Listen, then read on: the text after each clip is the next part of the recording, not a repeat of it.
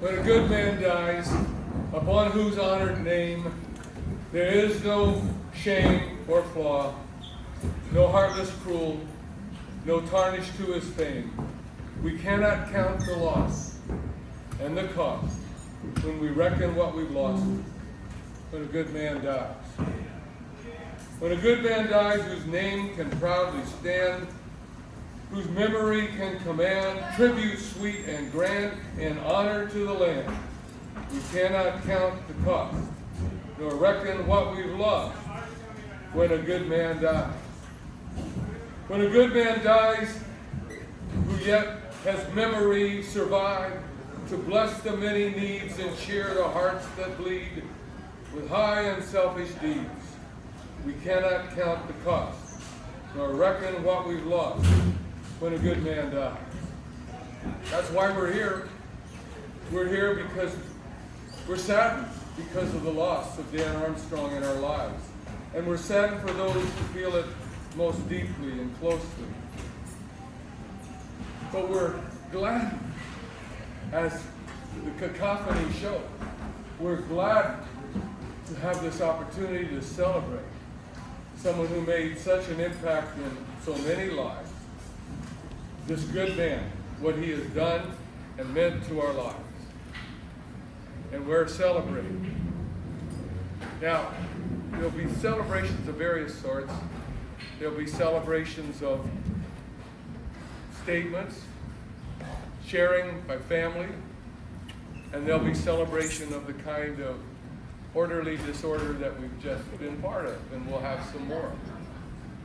But be careful, I know we're in the presence of some pike eyes here, and some Marines, and some golfers. You got to party, but don't live it up so much you can't live it down. Or like a friend of mine who went to a party for St. Patrick's Day. And toward midnight, she was realizing she had had way too many Irish whiskeys. So she asked, a friend came over and said, you really need to take a taxi home. Really? Never done that. Yep, take a taxi home. So the woman went out, took a taxi home, got home safely and soundly, and the strange thing is, she had never driven a taxi before.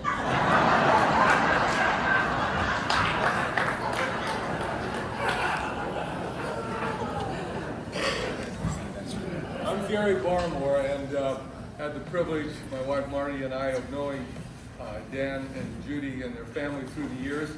My first knowledge of them was at the University of Redlands, where Dan was a sophomore. I think he was on a scholarship for football, pole vaulting, and physics.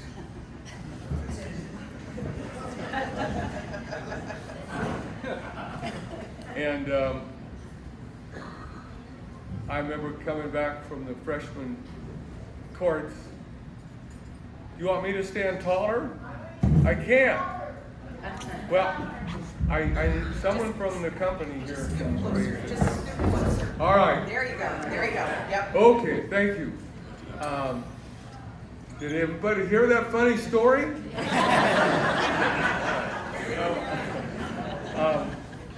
I remember coming back from the freshman tennis practice and going to Courtner Hall and going right by the track and field stadium.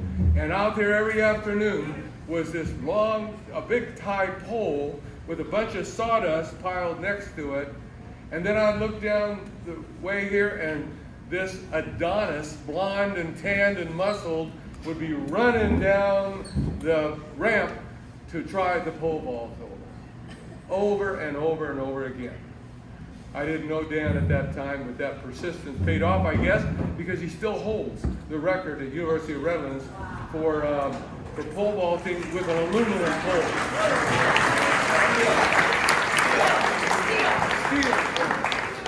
Steel pole, yeah, okay.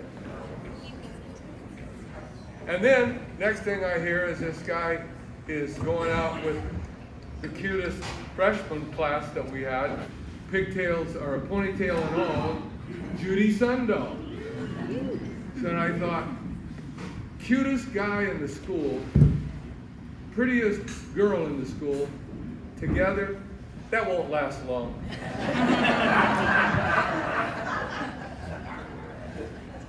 Dan and I both found ways to avoid the draft. I entered theological seminary. He enlisted in the Marine Corps officer training and flew aircraft all over the world.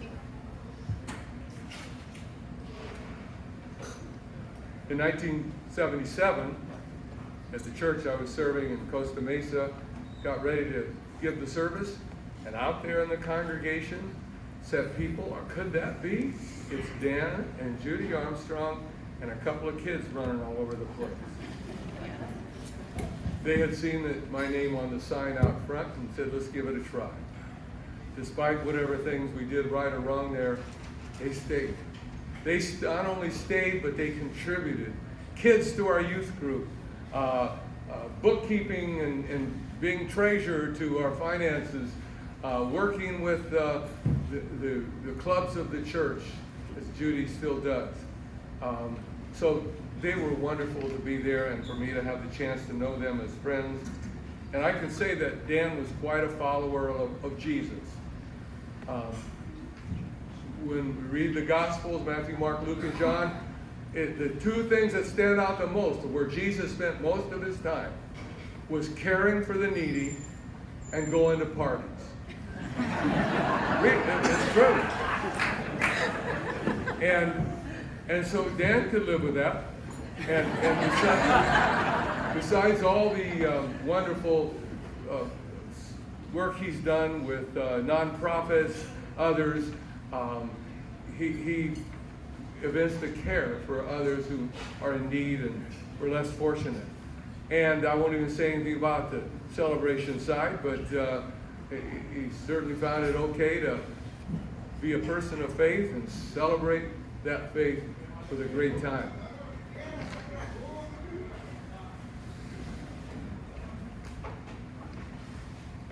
I think it was the last time we went out with Dan and Judy on our electric bay boat 3 months ago. Just two things stand out.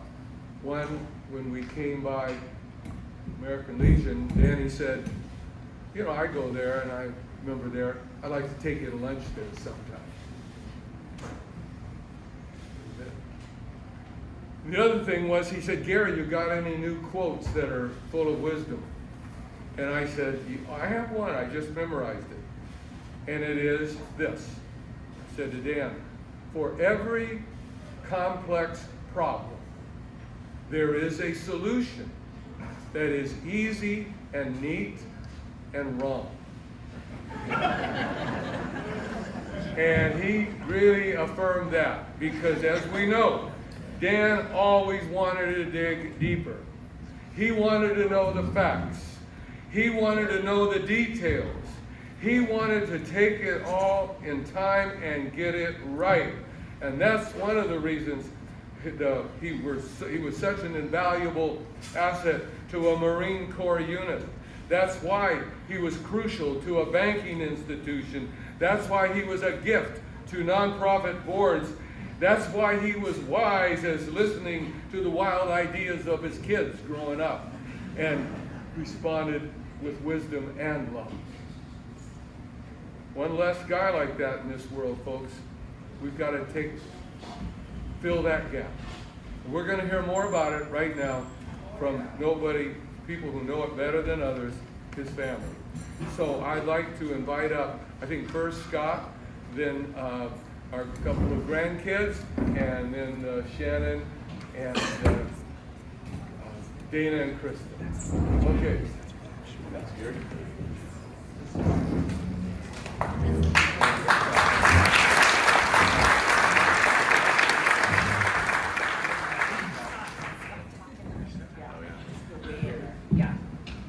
Way down deep. Yep. Okay. I want to say, first of all, I want to say thank you to all of you for being here. You are the true testament to just how amazing a life my dad had. You guys made him complete. Thank you for all the great memories that you're bringing to us right now.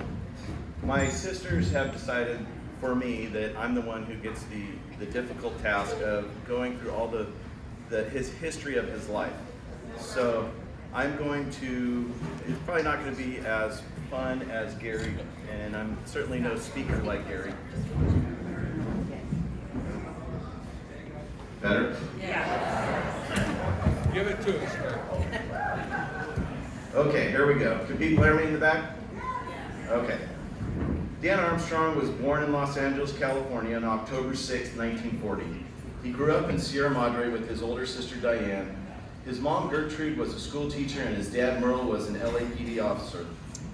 Dad said his mom taught him how to reach his potential, and his dad taught him the values of putting family first and helping others. He especially liked visiting his grandparents in Grants Pass, Oregon, where he was taught how to fish by his grandfather, and he learned to love the great outdoors.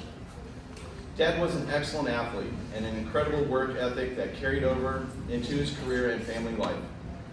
In the 6th grade, he was elected by his peers to be student body president. In the 10th grade, he was elected ASB president for his junior high school, and in 12th grade, he was elected ASB vice president. He was also able to become a Sea Scout and a Life Scout. I didn't know what those were, I had to look them up. Dad was a natural, engaging leader all of his life. Dad especially loved junior high and high school because his school campus was located on the Pasadena City College campus. And as you can imagine, there were plenty of older women that he loved to look at. In high school, Dad played football, baseball, basketball, and ran track. He also competed on his gymnastics team in the high bar and rope climb. They don't have gymnastics anymore, do they?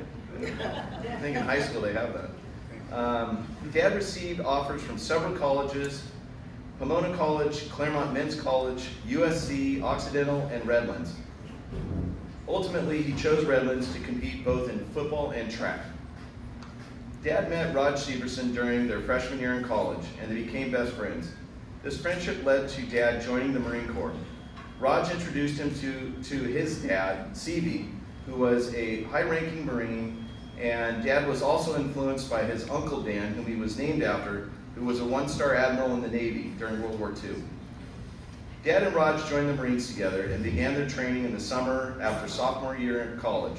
In the summers of '60 and '61, Dad attended the platoon leadership class in Quantico, Virginia. To help him get prepared for the military, Dad said the 6 weeks in the PLC were some of the most physically and mentally demanding of his life. In the spring of 1962, he graduated from Redlands and earned the 2nd lieutenant in the Marine Corps and was sent straight to flight school in Pensacola, Florida. It was in Pensacola that his work ethic paid off. He was competing in the flight school with Ivy League and Naval Academy graduates. He was also proud to tell us he was the first in his flight class. And never ever missed the opportunity to tell us that. In November of 1963, he married the love of his life and college sweetheart Judy, our mom.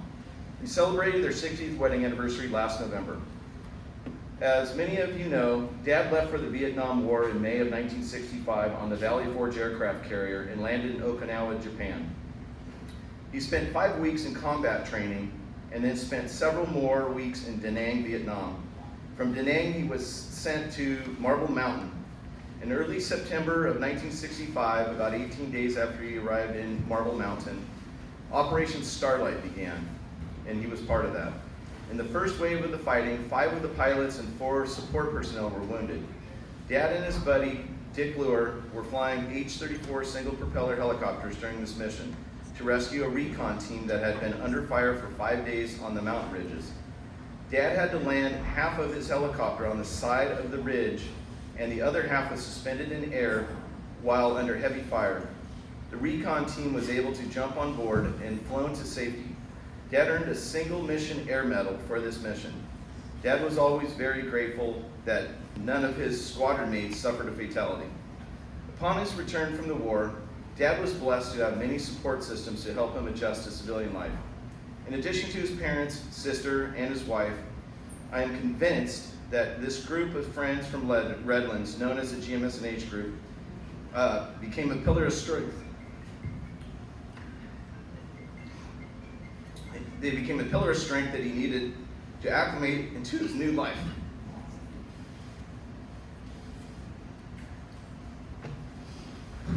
We are grateful to the GMSH group of friends for their lifelong friendship, love, and support. Dad had indicated that he was considering a second tour of duty in Vietnam, but my mom squashed that idea, and I was born in 1967, followed by Shannon, Dana, and Kristen. Back in the States, Dad found work as a pilot for LA Airways. This company went out of business, and my dad substitute taught for my mom while she was on maternity leave with Dana. He eventually found a job that brought out his passions for finance, people, helping others, and problem solving. He became a banker at Home Savings of America. He was able to work his way up the company structure to a senior vice president level and retired after 26 years.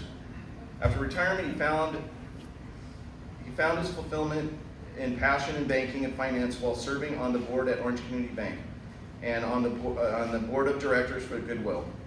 Mom and Dad prioritized their retirement years with travel, golf, being social with all their college friends, church, and Yorba Linda community clubs, and most importantly with their kids and grandchildren. Dad loved his grandkids and was often seen at their sporting events or school celebrations. Family always came first in every decision Dad made and Mom made. Dad was the quintessential family man, and we are all better people because of his dedication to family. Thank you.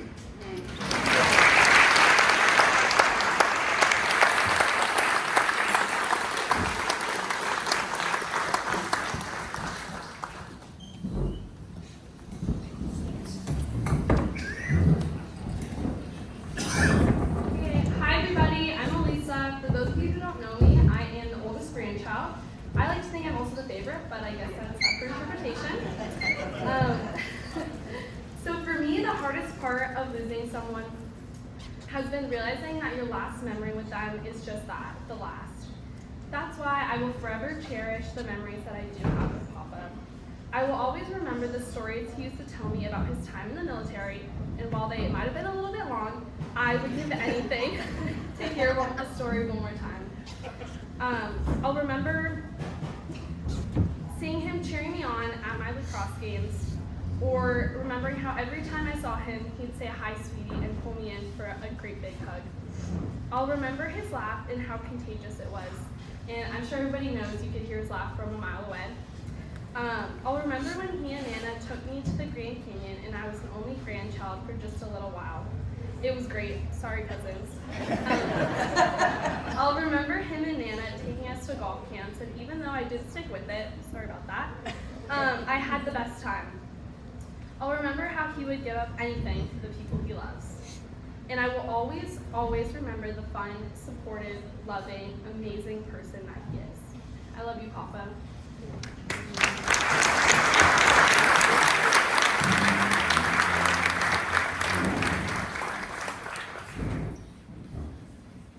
Real quickly, there are some open seats. If anybody who's standing up wants to come, just take a look around. They are open, so please feel free. If you've got an open seat, just raise a hand if somebody wants to come sit down.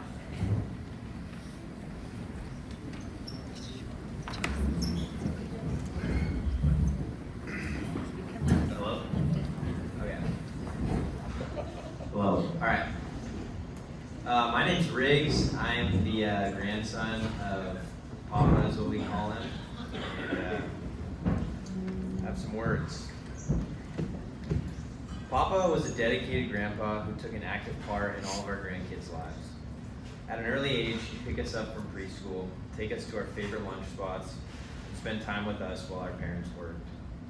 All of our sports kept him very busy throughout the years.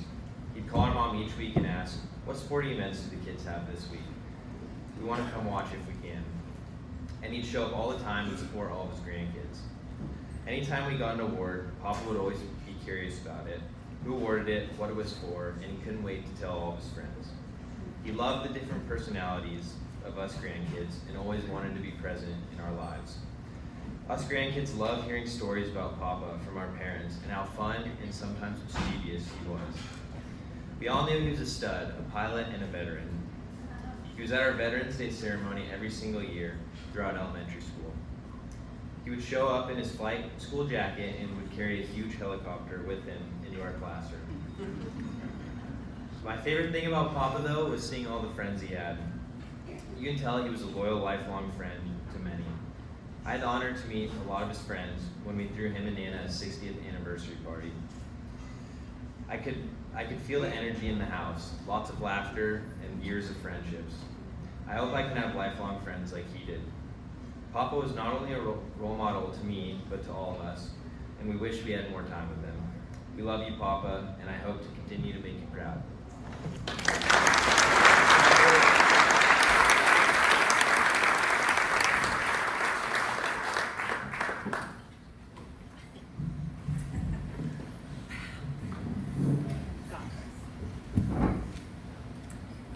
Thank you all for being here today to celebrate the life of a remarkable man, our dad.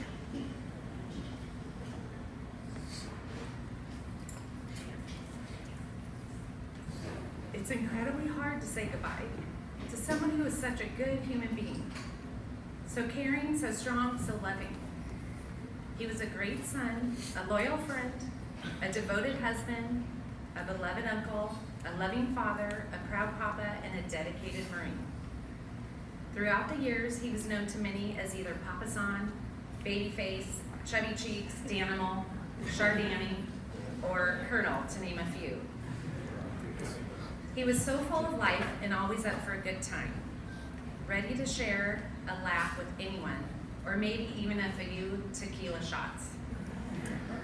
His heart was the biggest I have ever known. Truly one of a kind. Dad had a unique ability to make everyone feel special and valued. Whether it was a friend in need of a helping hand, a family member seeking advice, or a stranger who just needed a smile, our dad was there offering his support and kindness. His generosity knew no bounds, and his compassion touched the lives of many. He was a man full of life, someone who could light up any room with his laughter and positive energy. After Dad passed, we received so many amazing texts and emails from many of you, all echoing the same sentiments. He was simply one of a kind, an amazing human being and an inspiration to all. All who knew him loved him. He sure packed in a lot in life. He left an amazing legacy of love, integrity, and generosity, a great leader, and one hell of an outstanding pilot. An enormous loss, having gained a wonderful man. These sentiments have meant the world to our family. So thank you for sharing them with us. He was not just a father, he was a teacher, a guide, and a friend. He taught us many things, not just by words, but by his actions. He instilled in us the values of honesty, integrity, perseverance, and grit. He taught us the importance of friendships, like the ones he and Mom made in college, otherwise known as GMS&H.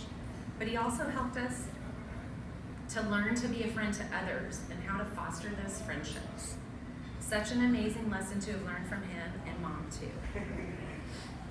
In our early years, Dad worked a lot at Home Savings and in the reserves and the Marines, but he always found time to have fun with us, like camping trips in our mechanically unstable Pace Arrow motorhome, and numerous Lake Havasu trips where we learned to drive our boat, St. Jude, and water ski at the crack of dawn, thank you, Mom. Or snow skiing trips that inevitably ended with one or more of us crying because he and Mom left us on the slopes of ski school so they could go and have fun without us. A favorite of mine was golfing with him and Mom at Yorba Linda Country Club, and later participating in numerous golf competitions during our trips to Black Butte Ranch, Oregon with our cousins. He taught us the value of working hard and playing hard, saving money and investing wisely. Throughout the years, my conversations with Dad always included, how's your cash flow? As annoying as it was, I sure appreciate it now and miss it. Dad loved Home Depot and just walking the aisles. Always trying to fix something in the house or just tinkering around. I can't say he was always successful fixing things like my sink plumbing in my first house, but he loved to try and was always willing. He loved milling around in the yard and doing yard work. Recently, he had been trying to save his avocado tree in the backyard that he accidentally overwatered. It seems to be hanging on though. He also has a prolific lemon tree that the family gets to enjoy the fruits of. These are wonderful daily reminders of him. He loved his nighttime glass or two of wine with Mom, promptly followed by milk and cookies. With Red, his dog, curled up on the couch by his side, he would watch some Western or other war-type movie on Netflix. He really just knew how to enjoy the simple pleasures in life. Dad was up for anything. In the 90s, he and Mom joined me in the country line dancing craze, circling the dance floor at the Cowboy Boogie. They, of course, looked great, and Dad was always smiling and having fun. In the early 2000s, he took a 5-week sunfish sailboat class with me out of Newport Harbor through UC Irvine. He was a quick learner, and I could tell he just loved being on the water. We would finish our classes, then go out for a bite to eat, and of course, enjoy a beverage. The evening would inevitably end with, "How's your cash flow?" In 2016, when Pokemon Go came out, my son Kevin talked Dad into joining us in a Pokemon Go raid here in Southern California.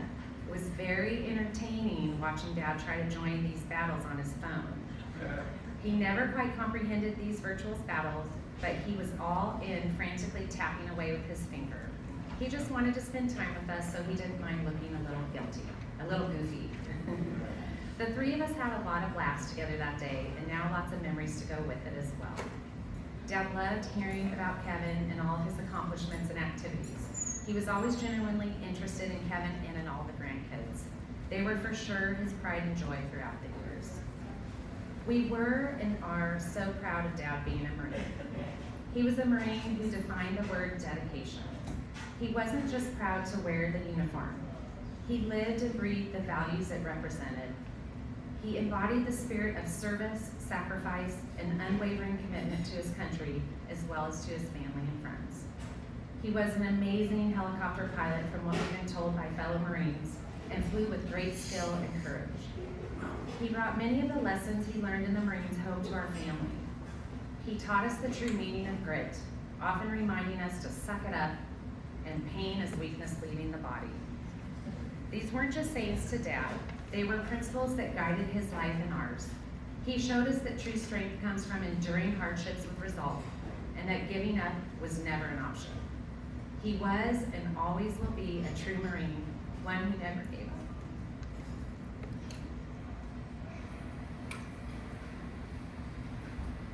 He inspired those around him to be better, stronger, and more resilient. The values he lived by will carry on in us. I feel so blessed to have called him Dad, and to have learned so much from him, and to have felt so much love. He was a true Marine until the end, never giving up, our hero. Oorah and Semper Fi Pod. We love and miss you, and don't worry, my cash flow is good, thanks to you.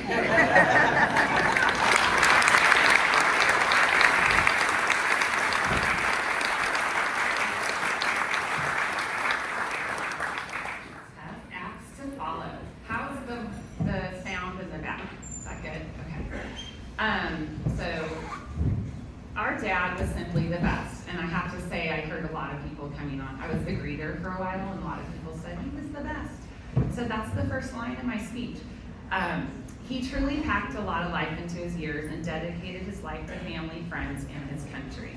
He valued service to others, was a very generous man, donating to causes like the veterans, and his moral fortitude knew no bounds. He was one of the hardest and most consistent working people I knew. He did everything right in every moment of his life.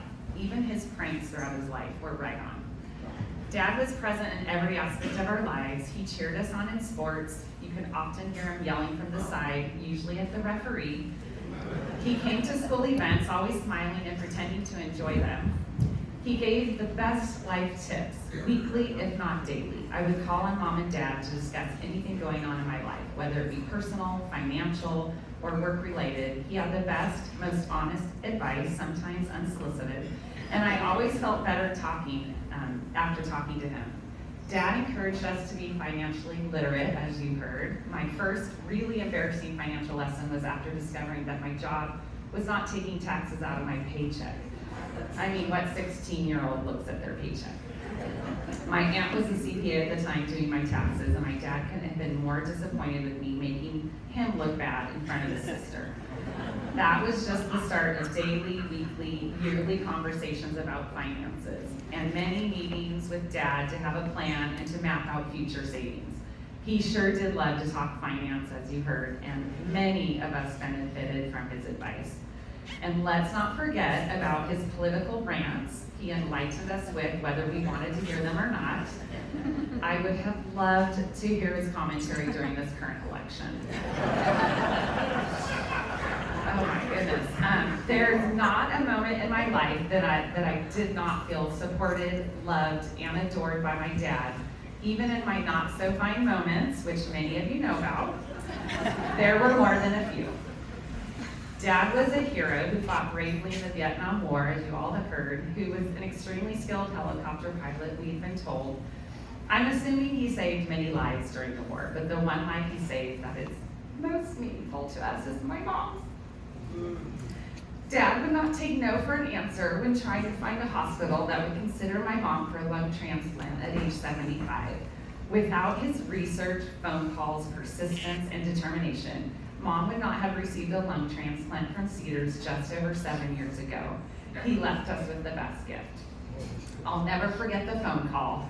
Mom and Dad were having dinner at their house with Tom and Judy Gilmer. When Mom got the call, there was a lung for her. They had 4 hours to get to the hospital. Kristen and I spent the night in a small hospital room with Mom and Dad. Dad was complaining about how uncomfortable the reclining chair was that he had to sleep in. And Kristen made some snarky comment like, "You really have no reason to complain. Mom's gonna get her organs transplanted." We all laughed, and especially Dad. He got told what he shouldn't have been doing. And he was always the first one to laugh at himself. He also was always tickled by Kristen's sense of humor, and you'll get to hear her speak next. Dad was a proud grandfather of 8. He cherished his family above all. In fact, my mom said he retired from the military when he did in order to spend more time with our family. He was a true friend to all, always ready with a kind word, a helping hand, or just there to have some fun. He sure did know how to have fun at any moment and with anyone. He remained connected to all of his friends until the very end. In fact, he cherished his gatherings with his military buddies, many are here today, his Yorba Linda Country Club friends, his GMS&H and Redlands friends, and neighbors old and new, church friends, pretty much everyone in attendance today. His passion for golf, travel, politics, finances, wine, and fishing was infectious, and he approached these hobbies with the same enthusiasm he brought to every aspect of his life. His zest for life made him the life of the party, thus earning one of his nicknames, Danimal. He was so lovable, and he had the absolute best hugs. He had enough compassion for everyone he met, and his love for my mom over their 6 years of marriage was a beautiful example of devotion and partnership. We are so grateful for their long-lasting, beautiful life together. Many years ago, I had the privilege of meeting up with my parents a couple times a month at their house. We made dinner, drank wine, of course, and then spent a couple of hours answering the questions in the book called The Story of My Life. I would ask the question and write down each of their responses. Here are some stories my dad shared during these very special evenings that show how he lived his life to the fullest. He always looked for the fun, or maybe the fun found him. While I'm telling these stories, imagine Dad telling them to me with the biggest, most mischievous grin, wine glass in hand, and mostly giggling. Here's the first one. When he was in his teens, Dad was visiting the grandparents in Grants Pass, Oregon, and was told to not go through the gates across the street. Naturally, Dad loved pushing boundaries, was a man of curiosity, and decided to go through the gates, of which resulted in his first time getting chased by a steer. I never asked the follow-up question about the other times he got chased by a steer, but let's just assume he did. Here's probably my favorite story, one of the favorites. When Dad was 13, he got involved in a teenage Christian club called Pilgrim Fellowship. On his way to his first ever Pilgrim Fellowship meeting, he and his buddy had their first homemade brew, age 13. It was made by his buddy's uncle. He did say, although his first official meeting started in this unique way, he said the boys' Christian League had a huge impact on him. Another similar story is one during high school. They had block scheduling and would have several hours in between classes. This is also another favorite. So he and his buddies would go to a friend's house whose dad had a liquor store account. Pretending to be the dad, they would call the liquor store for a delivery of a case of beer. His buddy would sign for it, stating his dad was in the backyard, and then they'd play poker and drink beer before going back to school. That being said, Dad prided himself in never skipping school, and that actually carried over into his career. He never missed work and was a hardworking man. Along the same vein, at his high school graduation ceremony, he sat next to a guy who brought a flask of vodka. He and his buddy enjoyed the entire class because they had over 1,000 graduates to get through. It was a great way to pass the time. Yes, there is a theme to a lot of these stories. But he told them to me, so I know he'd want you to know them. In his senior year of college at Redlands, he and Raj snuck a refrigerator into their dorms and put it in Dad's closet so they could have beers all year long whenever they wanted. It was a dry campus. So once again, his determination prevails. Another college story happened with his fraternity buddies. The nearby high school football team was playing at their college football stadium, so they decided to station themselves in the parking lot to charge 50 cents a car to park. Illegal. The money they made paid for 2 kegs with about $20 left over. But one of the buddies here in this room today was discovered and recognized and had to report to the high school principal's office and give over the other money. Anyways, I think that was really nice. He knows who he is. Okay, this might be the last alcohol story. Okay, Dad once was thrown in jail for drunk in public. When Grandpa picked him up, he was so angry. Oh, he was here in Newport and they lived in Sierra Madre. So when Grandpa picked him up, he was so angry, and Grandpa was a police officer, that he told Dad to get in the car. They didn't speak for an hour and a half, the time it took to drive back to Sierra Madre. When they arrived home, Grandpa told Dad, mow the lawn. At the time, they lived on an acre of grass with only a push mower. So Dad said that was a very big hangover moment. In 6th and 7th grades, Dad had his own mowing business. He converted a wagon to wheel the lawnmower to houses. He earned 10 cents an hour and mowed about 4 houses. He loved being in the yard, so it's no coincidence that he was piddling around the yard when he had his medical episode. And then one of the questions in the book was, is there anything else you'd like to share about your marriage? Dad said, it was what it was meant to be. I couldn't agree more. Mom and Dad's marriage was an amazing role model for all of us. We are so grateful. Dad was an inspiration and will live on the hearts of all of us. His spirit remains with us, guiding us and reminding us of the incredible man he was. God sure gave him an extra scoop of awesomeness when he created him.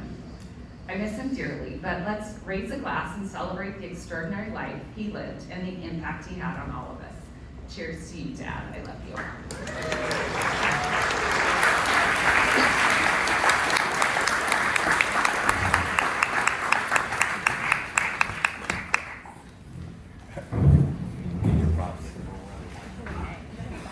Wow, this is tough being the grand finale here. Can everyone hear me a little bit? No. Speak close. You know I'm a hypochondriac. This is getting really close. I want to start off by saying my dad did not talk about cash flow with me because he gave up on that a long time ago. Okay, so I asked my siblings a couple weeks ago if I could speak first so I could avoid coming up here with an ugly cry face, and they shut me down immediately and made me go last. So I'm going to start with this slide, spacebar, right here.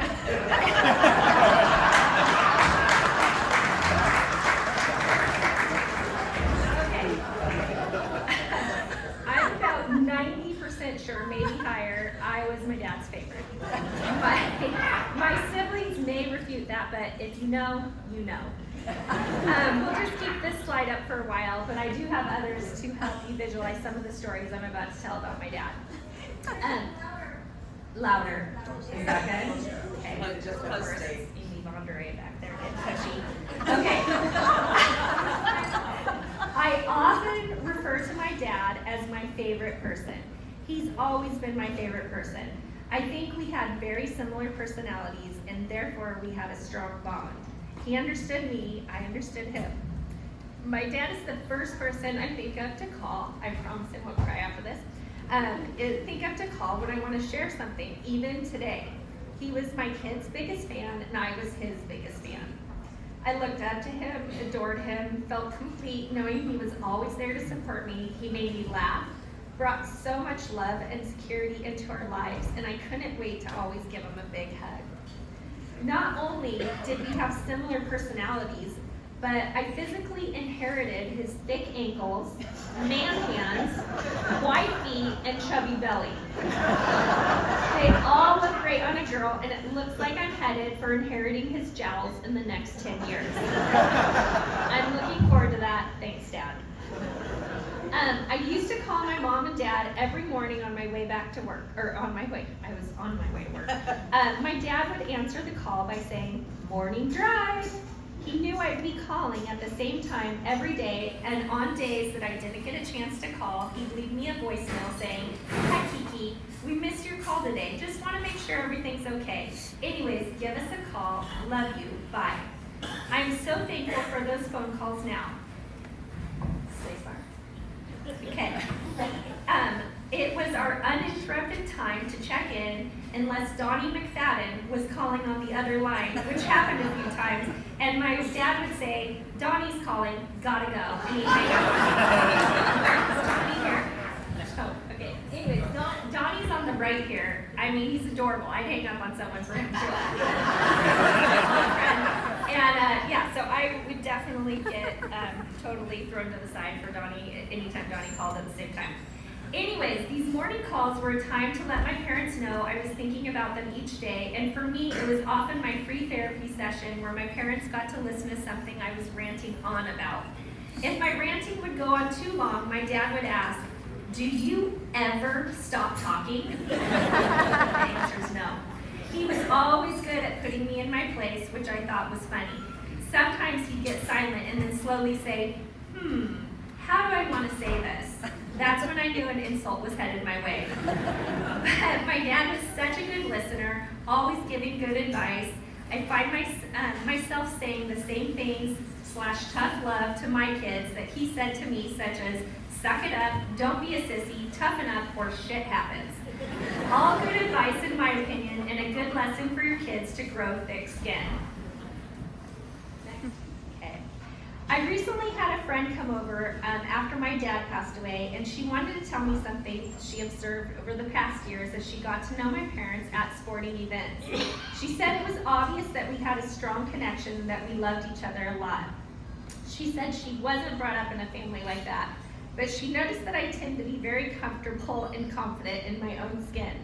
And that trait is clearly because of my strong family connection and always having that support and safety net at home. She mentioned that she sees that I've passed that on to my own kids, and what a special gift that is. What a great legacy to pass on from one generation to the next, the feeling of confidence, love, and security. My parents are the absolute best. We always felt supported, loved, and cared for, listened to, and there was always a lot of joy and laughter in our family. What an amazing gift, and how lucky we are to have been born into such an amazing family with rad parents. Such a blessing. Now, for the good stuff, a few stories about my dad. My dad was easy to love. Words I've heard to describe him are legend, stud, sensitive, loving, supportive, caring, giggly, strong, brave, honorable, honest, kind. My dad was perfectly imperfect, and his imperfections are some of the things I love most about him. It gave him character, charm, humor, and yes, sometimes he was known to be cranky. So I have a couple cranky stories coming up. When I was a freshman at UCSB, it was El Nino that year. Lots and lots of rain. Living on the top floor of Francisco Torres' dorm, there was a leak directly above my bed. So I called home and my dad answered the phone. I told him that it was absolutely absurd that we were paying money for my dorm room and that my bed was soaking wet and I was having to sleep in it that way. I was met with a long silence. Then he said in an irritated voice, "Listen, I was wet up to my ass in rice paddies in Vietnam for 2 weeks straight. I don't want to hear about a little leak in your room." So I said, "Can you please put Mom on the phone?" Okay. Growing up, we had a boat at Lake Havasu that we rightfully named St. Jude. We had many epic trips with our dear friends, the Bartholomews, who I saw a couple here, yay Bartholomews, as well as many of our college and high school friends. Yay, high school friends, you're here too. Okay. And we went with college and high school friends during spring break and summers. After my mom would make us chili and eggs for breakfast, kind of disgusting thinking about it now, but I really liked it at the time. My dad would take us water skiing while the lake was still glassy early in the morning. One time I was putting on my water ski on the back of our boat. I motioned to an area around the lake and said, "Dad, don't go that way. There's seaweed over there and it freaks me out." Then I jumped in the lake, ready to go, and said, "Hit it," with thumbs up. My dad gunned it and headed straight for the seaweed. Once we reached the area of the lake with seaweed, he did donuts and circles with the boat to make big waves to make sure I fell in the seaweed, and then took off toward the middle of the lake to leave me there for a while. He thought it was hilarious, and I did not. Last time I told him where to go ever again. All right, so we've talked a lot about him being a veteran, and these are reasons why he's brave, courageous, and honorable. Go ahead. Okay. As most of you know, my dad dedicated 22 years of his life to the Marine Corps. Every year he would attend a Veterans Day ceremony at the kids' elementary school where he would talk all about his experiences using vocabulary that not one child could understand.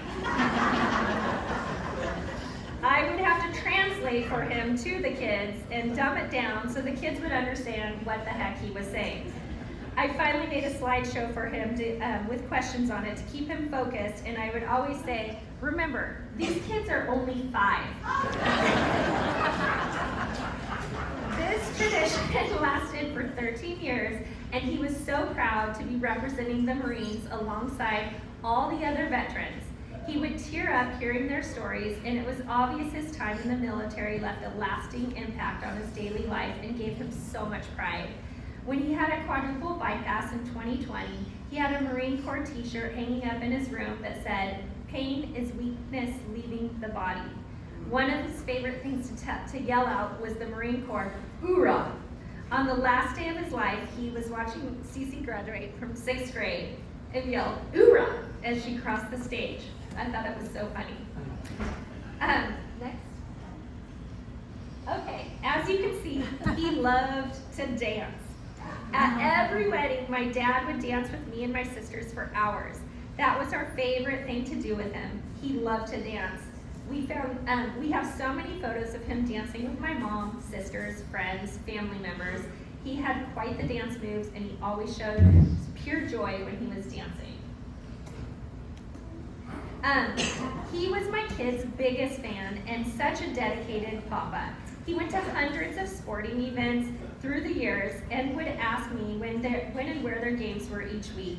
He would be so excited about any awards my kids received. One morning on my way to work a couple months ago, I was telling him about an award Riggs was getting. He said, "Wait a minute, I gotta write this down. I wanna make sure I say it correctly when I tell all my friends." Even today, I immediately think, "Oh, I gotta tell Dad about this. He's going to be so proud." Next. Gotta mention GMSNH and all of his friends. He loved his friends deeply. He spent over 65 years being lifelong friends with a group that we called GMSNH. Shout out to GMSNH here, yay! They were my parents' friends from the University of Redlands. Most of our childhood memories are traveling with them and watching them have an absolute blast together. There was never a dull moment, when this group was together. They were mischievous, to say the least, and adventurous, and all of them had a zest for life. They worked hard, but they definitely played harder. What a blessing that we got to share their lives together, that they got to share their lives together, having so much fun and creating endless memories. I've got to mention my mom, as my siblings did. My dad adored my mom and she adored him. They were exceptional role models for us and had an amazing marriage. Sometimes I would think, how the heck are you guys always on the same page? And they supported each other in every aspect. They loved traveling around the world together. We celebrated their 60th anniversary last November, and they had an absolute blast. What an accomplishment to be married that long. A couple days before, couple of days before my dad passed, we were at Billy's by the beach, kind of right across the way over here, I think. And he ordered a second Mai Tai. And if you've ever been to Billy's, you know the Mai Tais are extremely strong, and a second one could probably kill you or you end up in prison. So we noticed my dad and Larry, my father-in-law, ordering a second one. We were like, wait a minute, this is not good. We got to make it to the graduation ceremony. Briggs was graduating from high school that day, and we hadn't even gone. There's lots of bleachers and stuff. You got to walk up. Anyways, so my husband Corey saw my dad order a second one. He was worried he wouldn't make it to graduation, so he said, Dan, the second one really packs a punch. So my dad looked at Corey a bit irritated and said, well, isn't that the point?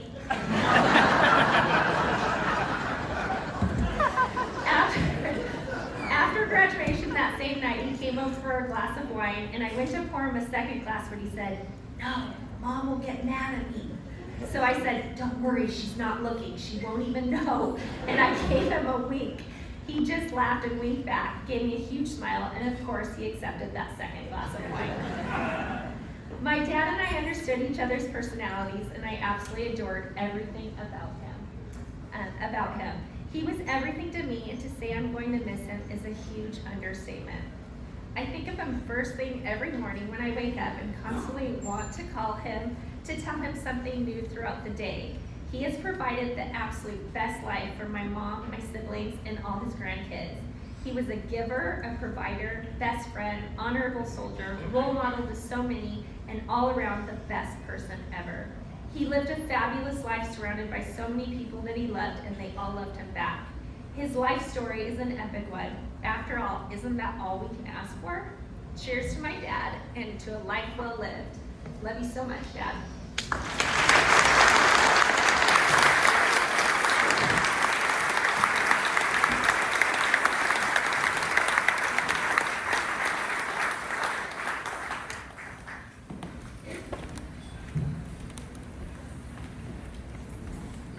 Dan was a tough guy, but he loved to dance and he loved to sing. I've heard stories about singing along with people in a bar, but he also loved singing in church. And this song right now is probably the last song he ever heard. He would have been in church, and this is a song that we closed the service by, and we're going to celebrate it now. Carrie and Anisha were there, and and Carol, they actually were the ones looking right at Dan and Judy and singing this song along with everybody else. Yep.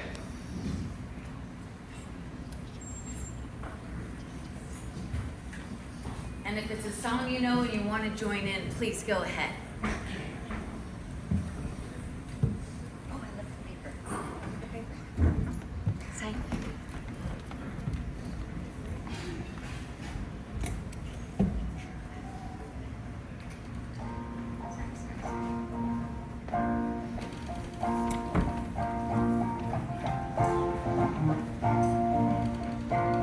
Some glad morning when this life is over,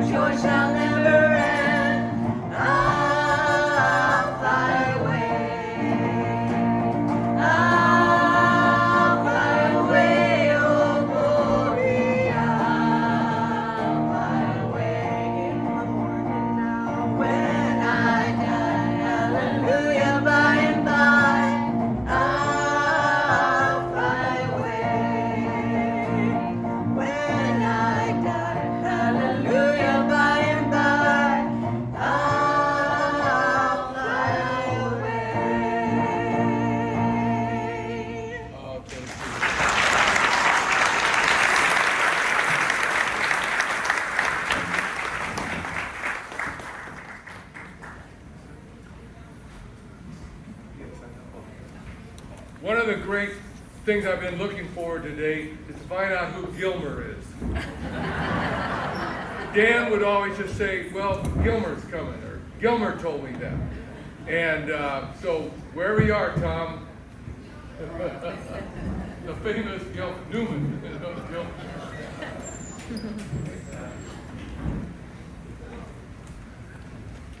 We've got such a diverse crowd here. I thought maybe we'd start off. I'd like to have all of the Armstrongs stand up. All of the Armstrongs, please stand up. This includes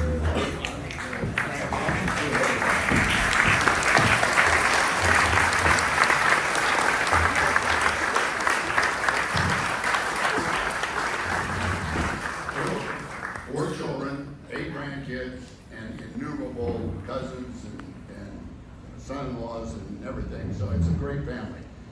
Actually, the Armstrong family extends beyond just simply the Armstrongs. It's a family of friends.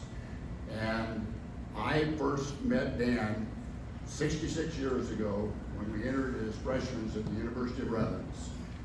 We had all come there primarily to want to participate in athletics. It was a core group of individuals that competing all 4 years together. And that group has basically stayed. If I asked everybody to stand up, there'll be a whole group. Some of them are past. But it literally was a core of individuals that stuck together to the point of, statistically, I don't think makes any sense. I went back and realized there are about 19 individuals in that. And in that group, there were 15 that were mentioned, 60th wedding anniversary of Dan and Judy. There were, in that group, there were 15 that I counted up, and I could have missed somebody, that had been married 60 or more years. So,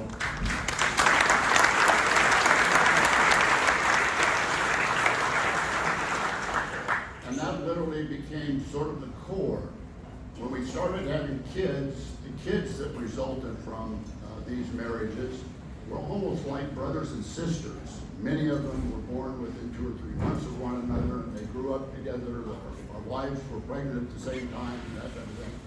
And literally, our whole lives centered around this. None of us had any money at that point in time, so most of our activities were things that could be done on the cheap. Going to the beach, going to the river, just fun things that literally allowed everybody to participate.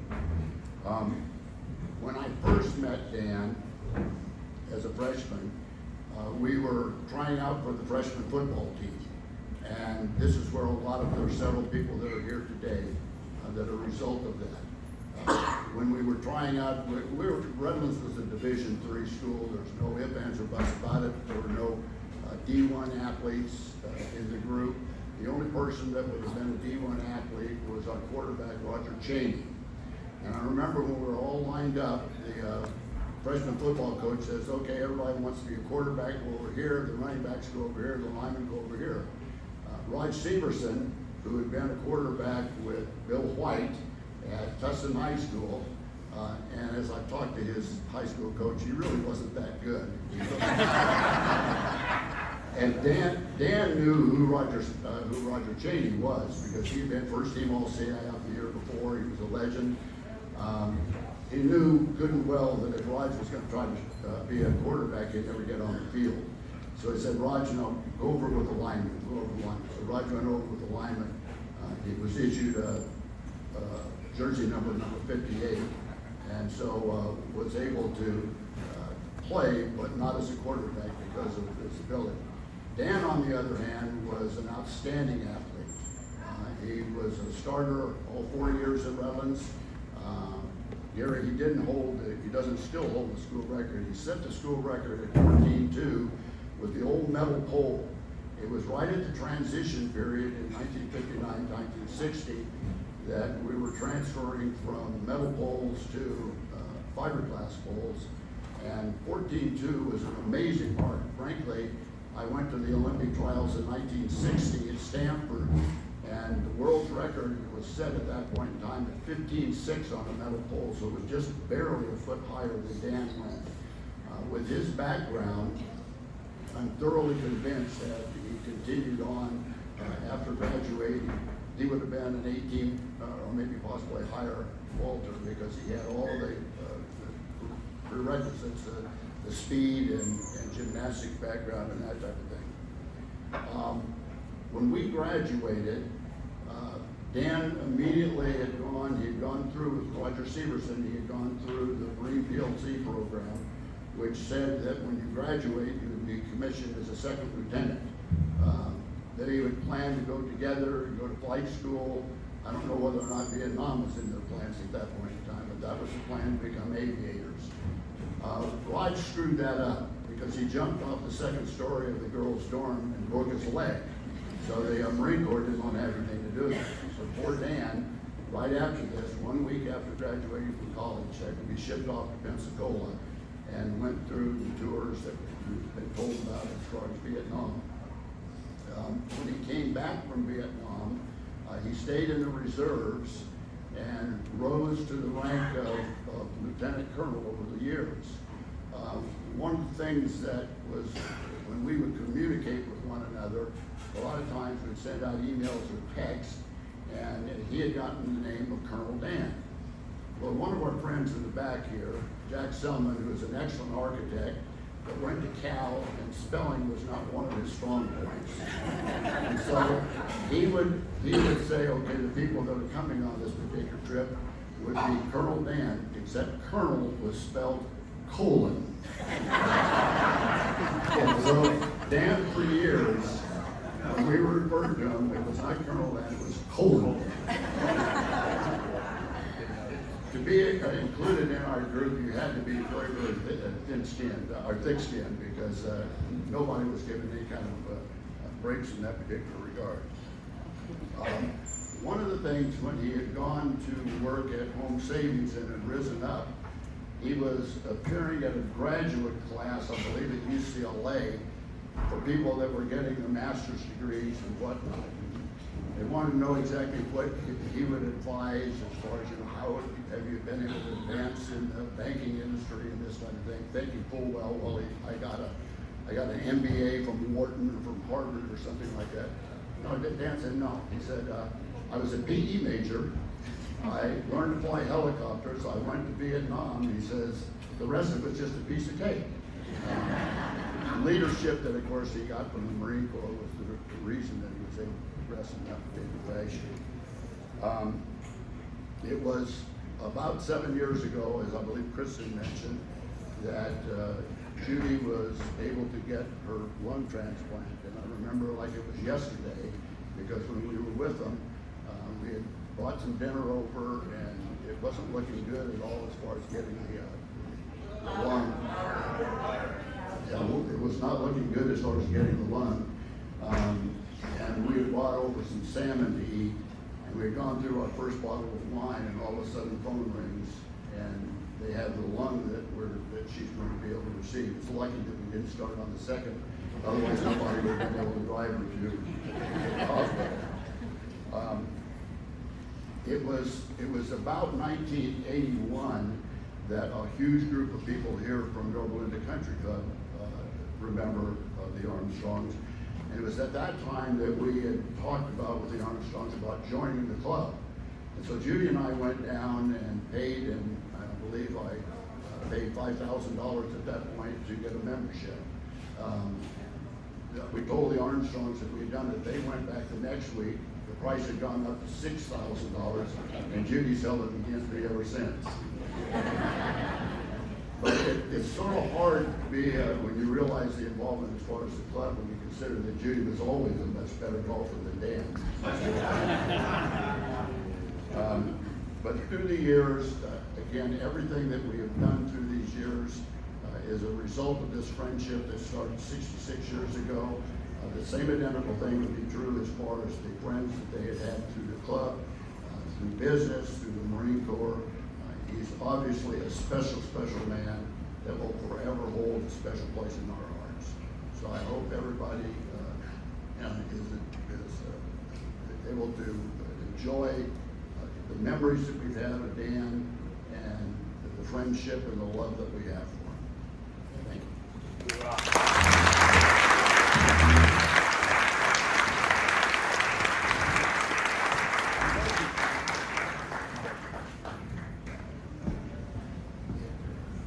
had the privilege of being pastor of Dan and Judy at Fairview Community Church, but I passed that on, and we have a real good receiver of the ball here.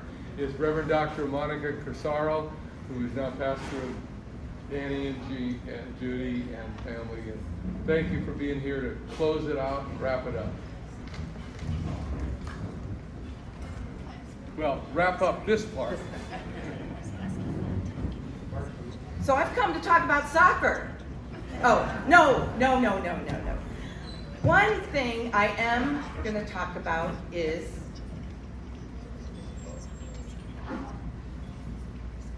olives. It turns out Dan and family do not like olives. I learned this the other night when we shared an impromptu meal. And I want to thank all of you in this room who have served because my father was behind enemy lines during World War II in Naples, Italy. So I applaud our World War II veterans that set them free. My dad snuck on a merchant marine ship, got off in America, and never went back. So I have to love olives. So imagine the distress when Judy first tells me, I can't stand olives. And then another Armstrong said, well, I can't stand olives. And oh my gosh, we're not going to put it on the pizza, are we? We do not eat olives. But as we shared our meal together, I got to experience community because Fairview Community Church is a church where people can love olives and not like olives, and we sit together. And then my favorite daughter, Shannon. Yes. Yes. Because look where she moved to, Washington. She's an Oregon Duck, but she knows, and hopefully she learned from her mom and dad of faith, it doesn't matter who you are or what team you go for, all are welcome. And we are always recruiting. So Kevin, this is for you. Okay. At our church these last few weeks, we've been talking about bread. And I started thinking about bread as we were crunching on the pizza Sunday night. What is bread? It's salt, it's flour, it's yeast, usually with some good tomato sauce, some good cheese, served to us by beautiful Armstrong gals. But what's beautiful is you break it and you share it. And for those of us in the Christian community, we call that communion. Let us pray.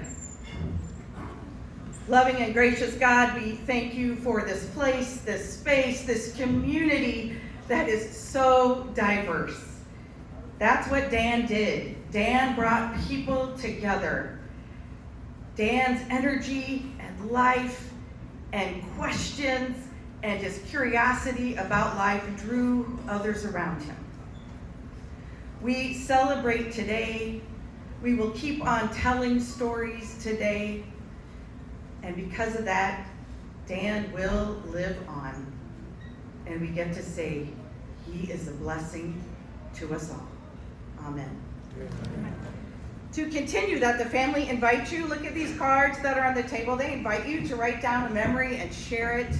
And then they'll pick them up or look for an Armstrong and they'll get them so they can be shared. But take time while we break our bread together at the tables, tell your stories. The first time I met Dan, where's my favorite Shannon? First time I met Dan, we were on our church patio and he pretty much was talking to me, do you know what the status of our church is? Do you know what the cash flow is? I could say our cash flow right now is doing really well, and Dan, we have paid off the mortgage. So Fairview Community Church is indeed a landowner in the OC as we celebrate our 75 years and get to continue the ministries.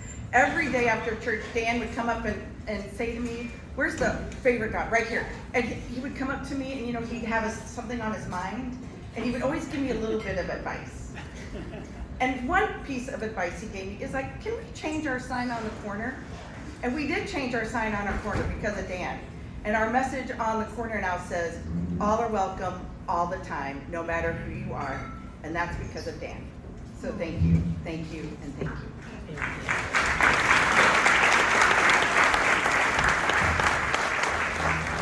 Okay, everyone, bars are open, and if the food's gonna be served through that middle room and then to the left in the buffet, and I'm gonna leave you with my dad's favorite dance song.